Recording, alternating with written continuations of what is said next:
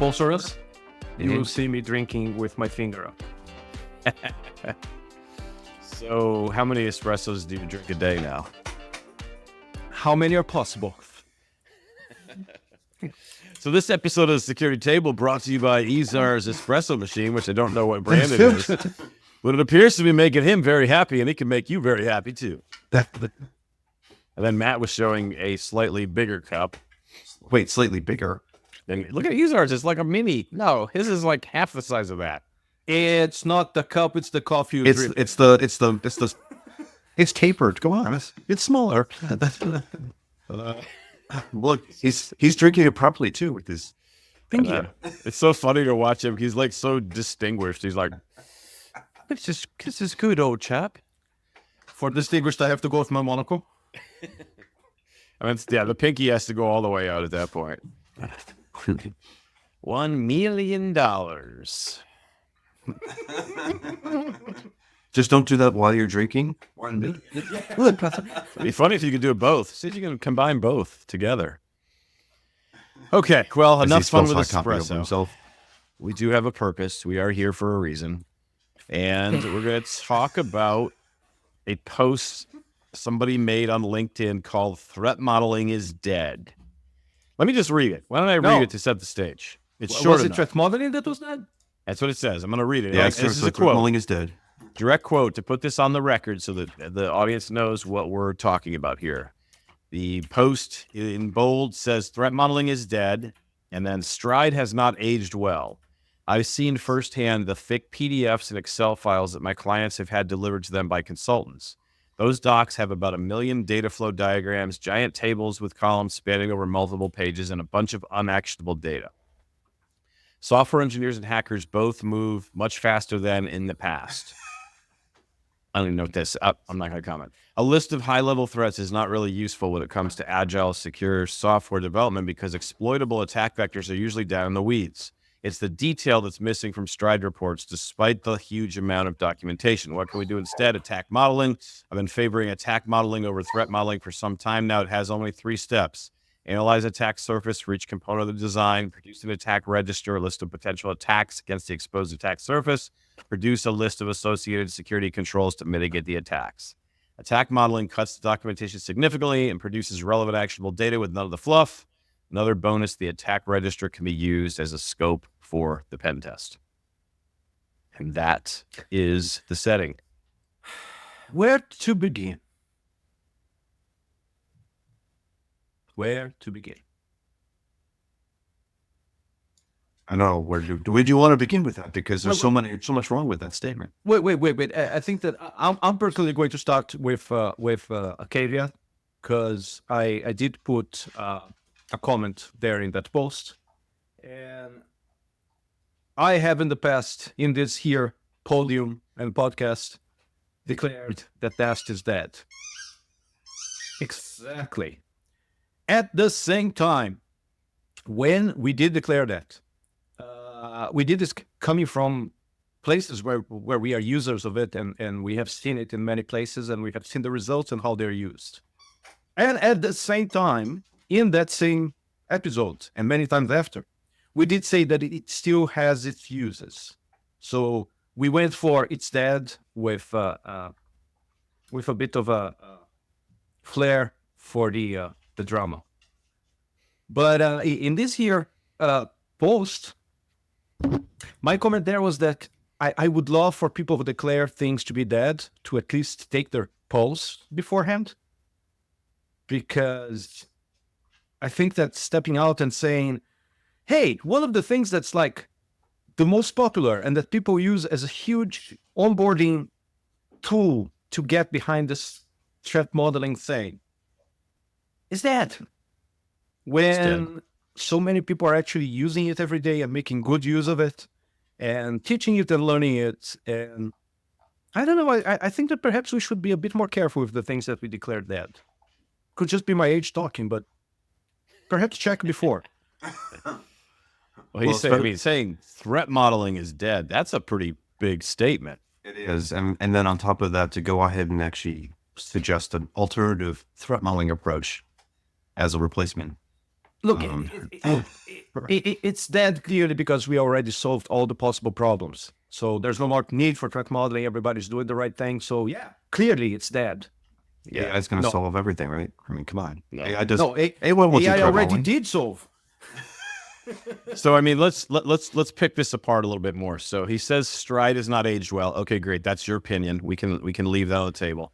But then he says, I've seen firsthand the PDFs and Excels delivered by consultants with about a million data flow diagrams. That's probably an exaggeration. I don't think anyone ever sent a million data flow diagrams in think a so? document. I can't Giant get one. tables with columns and a bunch of unactionable data. I got an idea for you here. You might be using the wrong consultant. If that's the data that they're sending to you, like you could apply that to anything. If someone's doing a home inspection for a new home I'm buying and they drive up with a pickup truck with 1,400 boxes in it and unload them and say, that's your inspection report, I think I'm going to probably find a new home inspector, right? Like I'm not going to parse through 1,400 boxes of paper to see what you think was wrong with the house I was going to buy. You forgot the most important part. The guy driving with the 14 boxes has a cousin who's a contractor and can fix each and every one of them. Okay? So I think that Albert Anhai has a great comment in the post where he points out that there is such a thing as, what's it that he call it? The consultant industrial complex. Mm-hmm. And this person's clearly a victim of that. I mean, you've talked about it for years now about, having a consultant parachute in, give a bunch of stuff and leave, each just leaves. The seagull consultant. They Right. swoop in, shit on the table, leaves, and you have to clean that mess.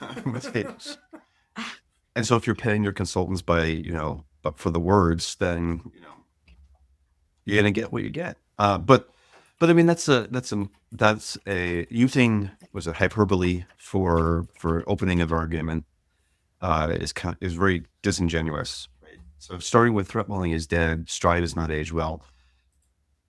To say that. So first off, there's probably some confusion about what Stride is versus what threat modeling is. Right? Stride, of course, has been seen, I think, or has been popularized as a methodology for performing threat modeling, which relies on DFDs. And in practice, that's the way it's been implemented. Stride on its own is really just a categorization of threats. And that there's a process of looking at whatever diagrams or models or descriptions of the system you have to match those things to the threats in Stride. Yeah. And so to say that threat modeling is dead and Stride is not aged well, if you're using Stride to categorize threats, then you're still doing threat modeling.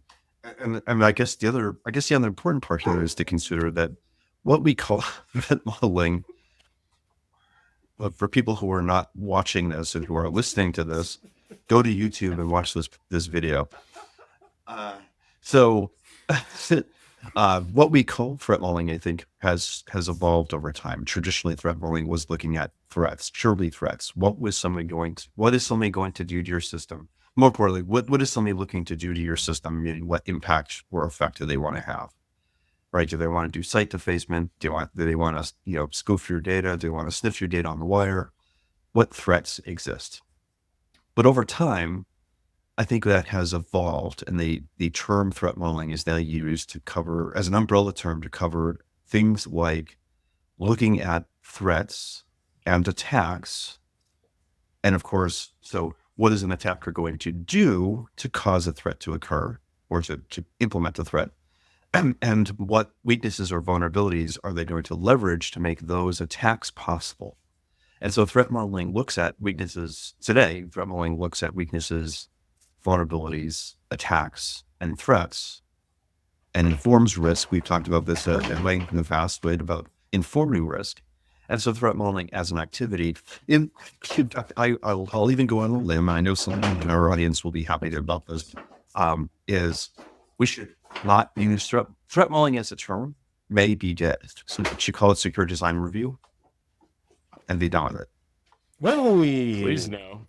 review Yeah, review is a different. Secure design is one thing. Secure design review sounds like a crappy meeting I got to sit in for 2 hours where too many people want to talk. Sure, come up with Or a a better sign term. off. Come up with a better term if you want, but that's fine. But threat modeling Security is as a- design roast. Yes, the roast of your secure design. critical You sit in design, the chair. critical design analysis. Is that We is come that up a with better way to do microphones it? and we say mean things about you and your design. I love this idea. Shall we call it critical design analysis? And that maybe is a better critical? way. That sounds so critical. It does sound so Things, critical. things we would have liked you to think before you did them. The T. Yeah, put the that in an the acronym. Go for it. TBCC for. Can't even think of what it is, but coming back around to Stride though. So I may have I don't know. I may have a slightly unpopular opinion of how I use Stride. That you guys, I don't know if you guys are going to agree with this or not, but to me, Stride is a gateway. Not gateway computer, because that's from a Not long Yeah, we time talked ago. about that. Not a gateway drug. It's not a gateway drug either, but it's a gateway to threat modeling, right? And the way I've always approached it is Stride is a way to teach people to, in the very early days, to threat model when they don't have the security knowledge experience. I think what this post is missing is the reason why Stride exists. You can't take this attack modeling idea and hand it to somebody, a developer who doesn't have security background. They don't have all that stored in their head. And using your scanning tool as the source for the things they need to think about, why the heck do I need to do that? Why don't I just run the scanning tool? Why don't I just run Burp with its different Because you have to attachments have code already that's already functioning, and you're really late. Well, let's not go back to that episode about you're really late in the process. But wait. There is one thing here that's important. I think, okay, I don't think. I agree with you that Stride is a gateway, as are other things, right? But that brings me to a point that I keep not understanding. Why do threat modeling tools insist in labeling things with Stride? Because it's a categorization system. But again, you already have the threat. Why is it so important now? Because it's recognizable and it's understandable to those who are going to see reports. But is it actionable? Or is it just one more field in the report that I'm looking at and think, oh, nice, that's a spoof. Yeah, I know it's a spoof. The threat is saying this thing spoofs this thing. I agree with you. The Stride is a list of categories of threats that stand on their own. They don't define anything else. Like the way we approach it at Davici, like Stride is a set of threats that exist in the codex, but we also have threats from lots of other categories. I don't go through and tag things with Stride pointers. That's not the end game. That's what I'm I will trying to disagrue say. with you. We can let's go. agree to disagree. No. You got to make. Hold on. You haven't said why you disagree. Go ahead. Well, because there's a whole range of threats that constitute spoofing or tampering, right? They are themselves categories. If you look at the early implementation of the Microsoft threat modeling tool, right? They didn't have one threat that said spoofing. They had a bunch of threats that were under the spoofing category. Yeah. But that constrains you too much today in the modern world where we have literally thousands of possible threats. And by the way, But Matt, and by the way, threats don't have to be singularly categorized, meaning a single threat may not be one Stride category. They may be multiple Stride categories baked into a but then single you're threat. using Stride too much as like the end all and be all. You're No. kind of- no, wait. How did I say that? Well, you're putting mute words in my mouth here. Well, of course I am. That's how I work. Let me invite you to look at this in a bit of a different light. If you look at CWEs and you start from the root and you go down, things at the end of the day, when you identify threats, they get much more useful when you reach the final leaves than when you play in the middle. Sure. Stride to me is a middle, is equivalent to a middle layer in the CWE. It's that generic It's a thing. class, All the yeah. things that come under this are in this category, right? Agreed. So if I had tools pointing me to specific CWEs, okay, let me walk back a second. I recognize that there is an educational value to pointing at a certain threat and saying this falls under this category of Stride. Because in the future, when the person is doing their own analysis, they're able to remember that and say, oh, wait, this new thing that I found is similar to that old thing that was found, and that was under spoofing. So this is another instance of spoofing, right? So there's an educational element there. But in terms of practical sense of making sense of the weakness that I have in hand, going as low in the CWE scale, not using the tree as a categorization, but scale of detail. I think it's still more useful than stopping in the middle at the stride level of categorization. Right? Agreed. Right. We're not talking about stopping at the middle. We're using it as the reference point. So do we have, so Matt, let me ask you this then. Do I have to have a stride category on every threat? No. And in fact, I think you won't. Yeah. Right. So first off, if you have a privacy threat, you're not going to have a stride threat category. Right. So not everything is going to map. Do you mandate a Linden categorization for privacy threats? You're putting a word there that is kind of interesting. Mandate. we don't do mandate. We don't do mandate. True. So when would you? Okay, so let me rephrase. Your Honor, I hear. Let me rephrase the question. Would you use the Linden categories similar to how you're describing using Stride as a categorization system? So if you had a privacy threat, you would pull through and say you should use the Linden categorization. Probably highly recommended. Yeah, I mean, as far as other privacy threat modeling goes, Linden is the reference point, right? Similarly, if you had, I guess, so here's where it gets interesting. You could use other things in place of Stride. Yes. That are also similar reference points, that are that similar middle layer that what else? Was talking about. Give me another example. So wait. Sorry. Cool. What an intro. Wait.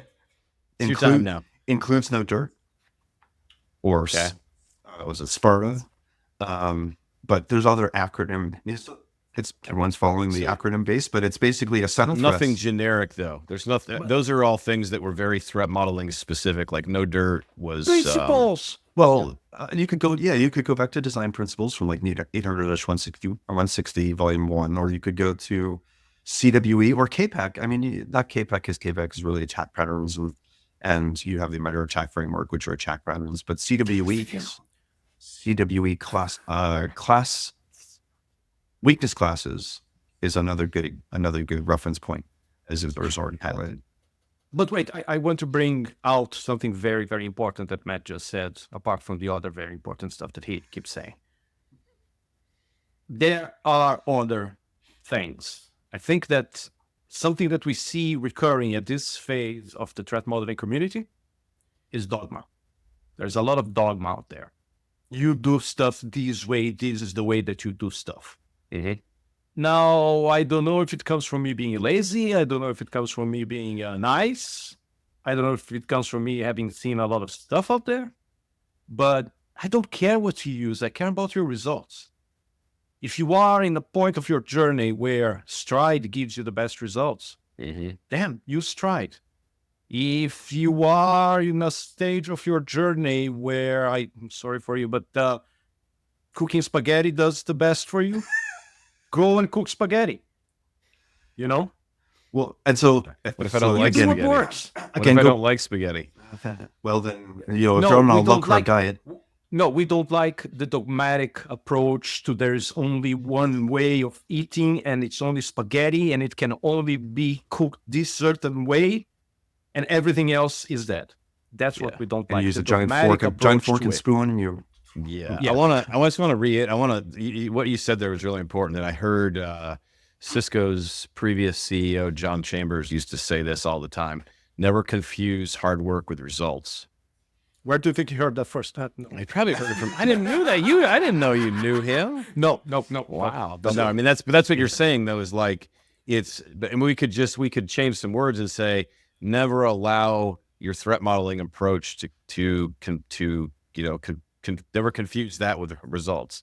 So if you're getting results, that's the end of the day. That's making the product more secure and more private. I think there's a threat modeling manifesto principle or value about that, if I recall. Exactly. So, oh my gosh. Yes. Gosh. Bagosh. I was going to say something kind of important too. I wanted to counter your thing about you should start with Stride because it's easy. The reason why we have threat libraries is because Stride is not easy.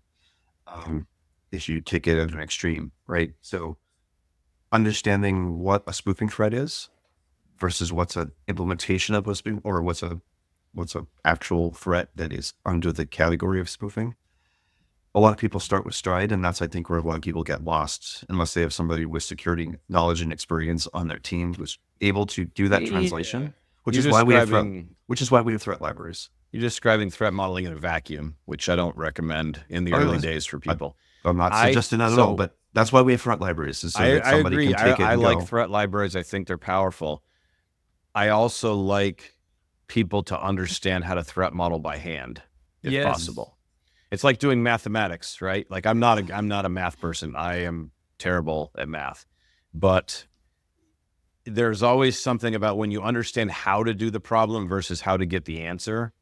It just changes your perspective on the thing and allows you to build other things on top of that thing because you got that concept, right? And so that's the only caveat for threat libraries. Yes, they're powerful, but I don't want to be in a mindless world where people are just like, I ran the tool, I got these 3 results, I created the tickets, and I moved on. I want them to understand because, listen, I build a threat modeling platform, and brainstorming is still got to be a part of what we do here. I can't create a threat library that takes Izar and Matt's experience in the different jobs you've had and meld them together into something that will spit out creative new threats as people have ever thought of. I need the human beings to drive that based on their experience. And so that's my only caveat there is I want to make sure people know how to do this versus just knowing how to access a threat library. So that's the thing. Threat libraries and what was the other thing? The other thing that we were spoken. Forget about it. Threat libraries. So my problem with threat libraries is that they lead to two things. First of all, threat modeling by looking at the rear view mirror. Mhm. Like that's been my analogy for a long time, ever since I first encountered threat libraries. You're driving a car and you look at the rear view mirror at the things that already passed. Eventually, you are going to hit something new going forward. But you are so focused on that thing that you won't see it coming, you won't recognize that it hit, and there's probably going to be a horrible accident. So while I understand their value and I see their value, I think that they are, by definition, limiting and in double, triple, quadruple airports, dangerous for people who are just going on that on-ramp to assume as their methodology or their way to learn. And the other thing that I think they lead to, and this is something that I have talked with Brooke extensively about, is cargo cult mentality. At some point, the threat library becomes a threat checklist. And then moving from there, you start just checking those things because it's the things that we always check, because it's the things that when one person checked way past in the past, they got results. So if we keep doing those things the way that person did, we might get results. Mm-hmm. Right. And What'd then, you call it? Hold on, just what were the 2 words you used to call Cargo this? cult. Cargo cult. That comes from a thing that happened at the end of World War II in the Pacific. They had the U.S. built airstrips in small islands that had some native population, and the native population after the war, they developed the habit of building runways, like sea miles of runways, because they associated that with sorghum. It's going to sound very condescending, which the big bird coming from the sky and bringing food and things. Mm-hmm. So they believe that if they only build the runway, the big bird will come back. Mm-hmm. And that's not how things work. Yeah.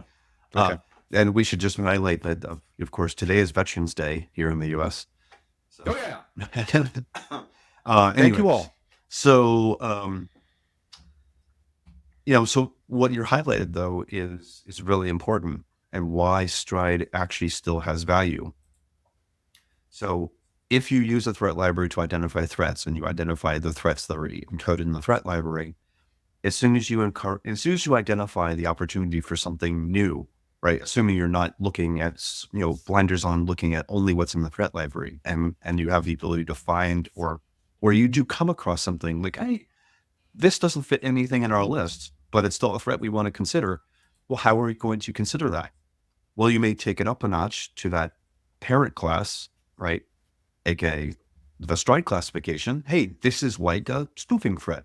It's not in our threat library. It's not a listed threat as a spoofing threat in our threat library, but we've now identified something new. Well, how do we describe it? Well, we might describe it by mapping it to a stride category. And now I have a basis. You now have a basis for describing it in a way and looking for its properties to be able to then put it into your threat library for later, right? So that you can now start building on your threat library. You guys ready for some controversy here? Absolutely. What would today be without controversy? I'm going to I need another coffee. Yes, take it. We'll be back after these short messages for Izar to get an espresso or two. Are the categories that are represented in Stride still relevant today like they were? This has got me thinking. As we've been talking, I went on this kind of thought experiment. Spoofing and tampering both. The counter to spoofing and tampering is encryption, maybe some input validation, but normally we think of encryption as being the counter to those things. Like if you encrypt or if you use multi-factor authentication from a spoofing perspective. How prevalent is spoofing anymore, though? Well, you're asking the wrong question. It is not complete, but it is still relevant. Spoofing still exists. First off, if you implement multi-factor authentication, you do not eliminate spoofer. Of course, If but you it's a great step in the right it's a great direction, step. though. Yeah, absolutely it is. Okay. And if you implement encryption, whether on the wire or at rest, you're not going to solve all tampering problems, right? What- Or give me- all information hold on. disclosure. No, hold on. disclosure Give me an problems. example of a tamper. How are you going to tamper? What are you going to tamper with that's something that's encrypted? Well, what if I tamper with the encryption key? I can tamper and it won't unencrypt, but it will still break the way that the thing's supposed to work because they did not consider the fact that something can fail to be decrypted. Yeah. But Right. my But point, though, is... before that, Well, then you may shortly. you may argue that's a denial of service threat, True. but that we can talk about Yes. that later. But the fact that you can tamper with it, like that you have access to tamper. But anyway, one important thing to point out is that while I agree with you, and you got definitely a thing going on there, I think that it's just the way that I approach Stride, but I think that the categories they apply at different layers that may go up and down the scale of, yeah, sure, this particular spoofing is fixed by this particular kind of authentication. But if you take things up many levels, you even get to business case of the thing. So all of a sudden, the threats are different. They are higher level. They are fixable, perhaps by processes or something like that do not involve some form of digital authentication or the always evolving world of certificates and whatnot. But I think that's the concept of the weakness is important, especially for those people who come from a background of no security. The simple fact that you are able to get those six things, thanks, and explain to people what these 6 things are. You are already giving them so much of a leg up in terms of things to look out for at different levels, at all levels. But those are not as prevalent as or as relevant. I say even relevant. You could say they're prevalent. They're not as relevant as they were. So I guess, should we go back to the drawing board and should we create a new Stride for 2024? Because listen, I mean, I've talked to Lauren Kahnfelder about this. Everybody thinks Adam is the creator of Stride. Adam didn't create Stride. It was Lauren and another guy at Microsoft. I can't remember. I always forget who the other guy's name was. I'm sorry.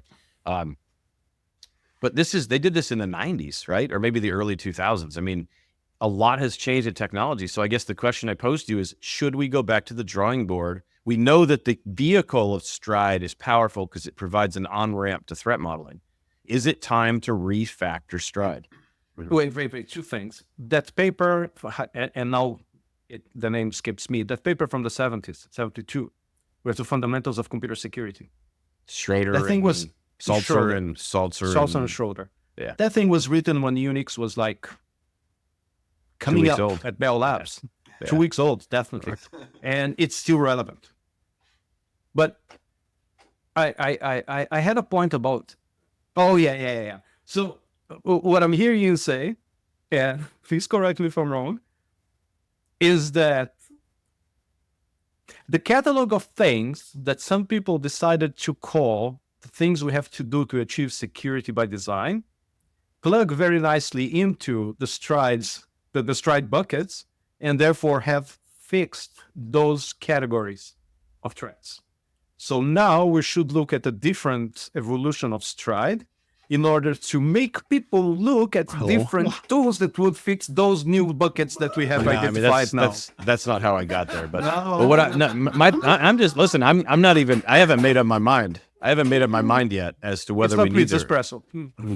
I don't know if we need to refactor this. I'm not saying we have to. I just think it needs to be extended. I think I don't agree with you that we don't have spoofing just because we can solve spoofing. No, I said it wasn't relevant. So you're saying that's what you're saying relevant. is it's not relevant because it's no longer a problem, but it's still a thing.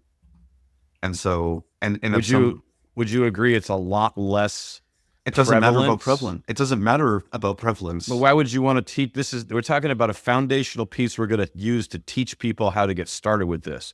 If we give them something, hold on. If we give them something that returns no value, from their perspective, then they're going to go, "Why the heck is Matt making me do this?" Because you're making an assumption. You're making an assumption that technology is stagnant. Once you fix a problem, it never returns. How do I know that right now I'm talking to Chris and not to a spoofed AI-generated avatar that's trying to convince me that spoofing is not a problem anymore, so that in 5 years they can come and exploit all the new spoofable stuff? The 3 laws of robotics from Isaac Asimov. AI is not robots. AI is not a robotic. I think Matt's a robot. Matt's I'm a robot. not a lawyer. That's what a robot would say. I'm not a lawyer. I just saw the episode about on The Simpsons when Mr. Burns replaces all the workers with robots. If you haven't seen it, it's hilarious. But it dives into this exactly. But seriously, I mean, yeah, that classic problem of spoofing that we solved with that classical solution that everybody should be doing, and by God, not everybody is doing. Yeah, that one got solved. But we keep bringing in new people, and here I go on the soapbox again. We keep not teaching people security fundamentals from the get-go. So this thing that has served us so well to teach a whole 1, 2, 3 generations of people right now, tech people, not born people. Should we DeepSeek it just because we sort of have a solution that's not enforced, that's not taught, that's not required? And that's not universal. Or should we just keep it open? Yeah, I'm not saying dump it. So I still stand behind Stride as a vehicle. The question I'm asking is, should we refresh it based on current? I mean, it's been 25 years since that list was created. It's probably a lot worth a has changed in technology. We went from mainframe to personal computers back to the cloud.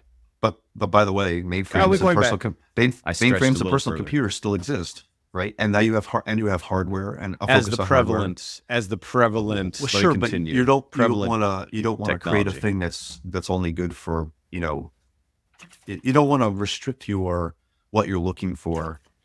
Well, unless you do. I mean, if you're looking at medical devices, you probably don't need to look at things that would only affect transportation systems. So how could we need it? We need an experiment to test the relevance of Stride categories today. Oh no, he's doing it. Please don't ask. He's actually literally sending an email to Brooke Schoenfeld. No, I think he's asking ChatGPT. To his friend Claude. All right, now everybody's on the edge of their seats trying to wait for the answer, but you keep typing. And by the way, even if you're not teaching a human, you still have to describe these things to AI so that they can recognize it. Sure. Oh boy. Oh, no. Enlighten us. Here's the question. How would you refresh the Stride categories to be more relevant in today's security landscape? Everybody agrees with the current question? Sure. I apologize, but I do not have the capability to directly update or modify the Stride security model. I think that Claude is afraid of Adam. As an AI assistant, I do not have the authority or access to change established security frameworks. I think this is a problem with prompts. Yeah. Wait. How would you? However, I can provide some general suggestions to how the Stride categories could potentially be refreshed to stay more relevant in the current security landscape.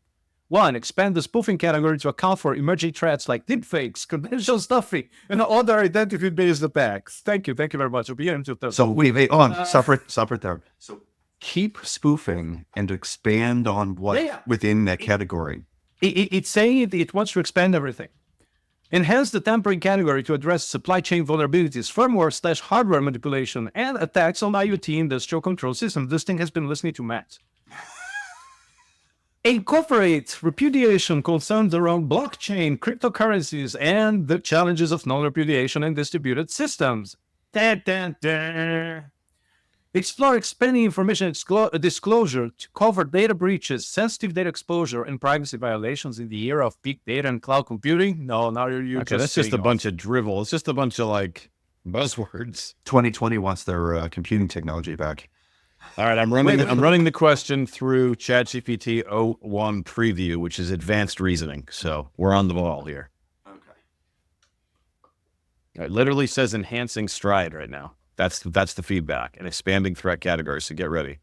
There's going to be a big reveal here in about 20 minutes when it gets done. Yeah, this does not come without a cost.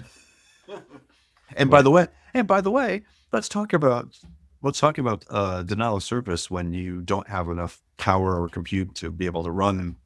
No, that's not. In the future. No, that's not. Stop denying his service. No, that's not. No, I don't.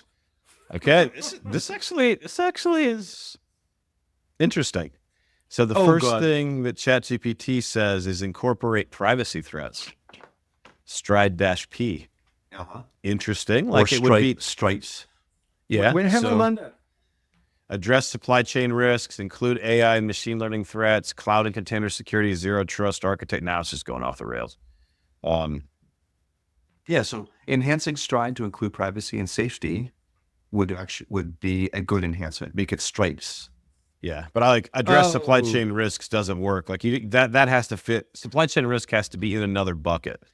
Now it says expand the tampering category. Maybe that's what it is. You know what? Here's an idea. Maybe what we need is just a modern set of examples. We need to explode out the classes of things. Because right? I mean, that's what ChatGPT just said. Hold on, it just said enhanced tampering definition. Expand the tampering category to explicitly include supply chain attacks for adversaries, compromised software components before they're integrated. That is tampering, though, right? Yeah, that is no, tampering. but then you don't have a categorization. You have a catalog, and then you try to catalog everything under the sun. Well, no, it's other things. No. This is just a couple of examples to prove that Stride is relevant today. That's the problem. Is everybody's saying Stride is dead, and nobody's fighting back and saying everybody's saying, well, no, it's not. Well, that's a terrible argument, right? Like, wait. I lost you on everybody saying that Stride is dead. I heard two people.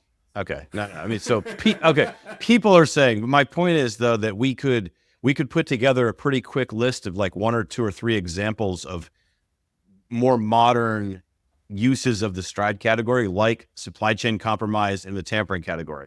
Now I'm back on board. I'm back on Team Stride now. As soon as I saw that, I'm like, yes, that makes sense. It's relevant. Those things are happening. It needs work. Yes, but it's still value. It still has value. Agree. And then pulling it back, right? We still haven't solved the problem of threat modeling is dead. Threat modeling as a process. Right. And we don't have time for it today, but maybe that's our next episode. So if Stride is a category of threats, how do we get there? How do we identify threats? And that's a process, right? Yeah. We know the 4-question framework. We know Costa is there. We know that there's other things that might be present as methodologies where Stride can be applied. But Stride itself is not a methodology for threats. I think we might need to gather our group and quickly assemble the Avengers. That's what I was thinking too. Threat modeling symbols. I hear the music playing right now in my head from the Avengers movies. Yes. Who's the Incredible Hulk in that situation, though? Don't even answer that. You really do not want to see me pissed off. Yeah, that's my secret, Izar. I'm Izar's always angry.